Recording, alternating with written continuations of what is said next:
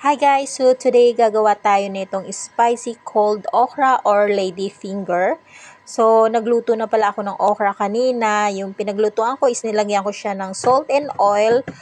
Boil ko to ng 2 minutes. Then after that is drain ko. Nilagay ko siya sa ice water.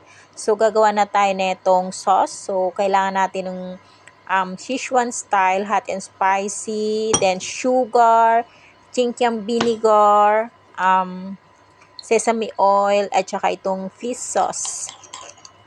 Then, mix-mix lang natin.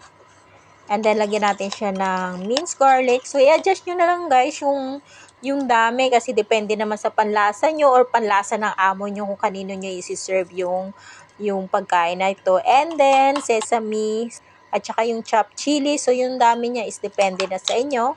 At saka itong kung may coriander kayo guys is mas masarap siya kasi mas mabango pag may coriander. And then the last oil. So chinap ko na yung okra pala. Then lagay na natin itong sauce na ginawa natin. So mix lang natin. Ayan. So okay na siya guys. Then lagyan lang natin siya ng konting sesame seed, 'di ba? Mas maganda siyang tignan.